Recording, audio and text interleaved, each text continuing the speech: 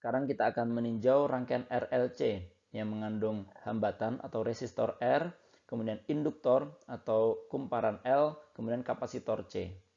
Jika saklar S ini terhubung dengan ujung Y, maka rangkaian ini akan terhubung dengan baterai, sehingga muatan Q itu akan berpindah dan terkumpul pada kapasitor. Sehingga jika kita gunakan hukum Kirchhoff 2, kita akan dapatkan bahwa GGL baterai itu sama dengan arus yang mengalir dikalikan dengan hambatannya atau I kali R ditambah dengan Q per C yang itu adalah beda potensial pada kaki kapasitor ditambah dengan L DI per DT yang itu adalah beda potensial pada ujung-ujung induktor. Sehingga jika kita ambil perubahannya terhadap waktu pada kedua ruas seperti sebelumnya, kita akan dapatkan bahwa L D2I per DT kuadrat ditambah dengan R DI per DT ditambah dengan I per C itu sama dengan 0. Ini mengingatkan kita pada persamaan untuk osilasi atau pegas yang teredam, di mana kita memiliki M D2X per DT kuadrat ditambah dengan B dikalikan dengan DX per DT ditambah dengan KX sama dengan 0. Dan suku kedua ini memberikan faktor peredaman. Solusi umum untuk arus listrik ini kita bisa dapatkan mengikuti persamaan gerak untuk osilator teredam.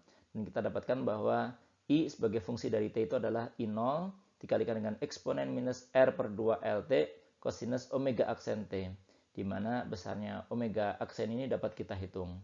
Maka jika kita gambarkan masing-masing komponennya, ini adalah bagian I0 kosinus omega aksen T.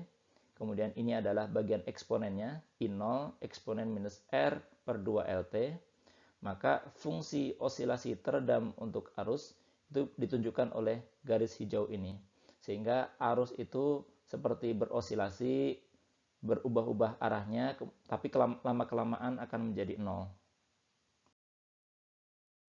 Sehingga muatan yang tersimpan pada kapasitor bisa kita dapatkan sebagai integral dari arus terhadap waktu.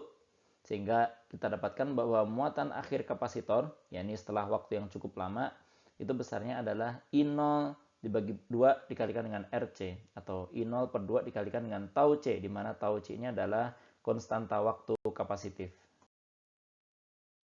Setelah kapasitor ini terisi penuh, kemudian ujung saklar ini kita pindahkan ke ujung X, maka kita bisa analisa kembali menggunakan hukum Kirchhoff 2, dan kita dapatkan bahwa L D2Q per DT kuadrat ditambah dengan R dQ per DT ditambah dengan Q per C itu sama dengan 0. Ini lagi-lagi mirip seperti persamaan untuk osilator teredam, dan kita dapatkan bahwa solusi umumnya itu adalah Q itu sama dengan Q maksimum eksponen minus R per 2 LT kosinus omega aksen T.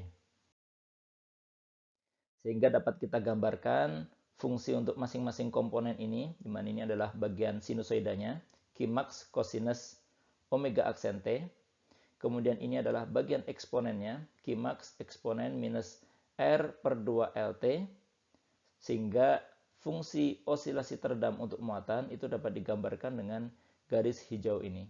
Sehingga proses pengosongan muatan dari kapasitor itu tidak terjadi seketika, namun berosilasi dan bertukar tanda, namun lama-kelamaan akan menjadi kosong.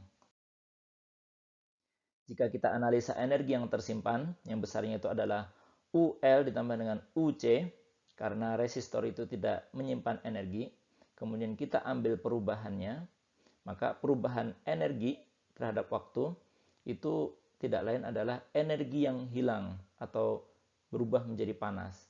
Sehingga DU per DT itu adalah minus I kuadrat dikalikan dengan R. Ini adalah daya disipasi. Di mana tanda minus ini menandakan bahwa energi itu berkurang atau hilang menjadi panas. Sehingga jika kita turunkan terhadap waktu, kita akan dapatkan bahwa L dikalikan dengan I DI per DT ditambah dengan Q per C dQ per DT itu sama dengan minus I kuadrat dikalikan dengan R. Ini adalah hasil yang sama seperti yang kita peroleh dari analisa hukum Kirchhoff 2.